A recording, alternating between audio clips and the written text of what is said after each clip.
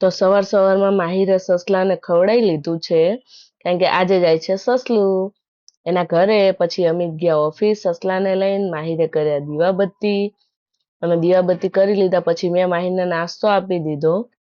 અને નાસ્તો આપ્યા પછી મેં રસોઈની તૈયારી કરી, કારણ કે આજે માહિરની બેન અને માસીને એ લોકો આવવાના હતા. તો પહેલા કર્યું બટેકાનું શાક અને પછી કર્યું ભીંડાનું શાક.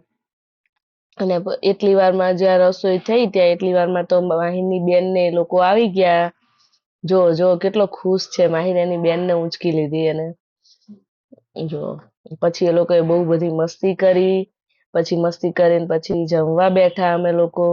એ લોકો જમવા બેઠા, મેં રોટલી બનાવી. પછી એ જમીને એ લોકો નીકળી ગયા. પછી સાંજે માહિરને ભૂખ લાગી તો એના માટે ફ્રેન્ચ ફ્રાય બનાવી.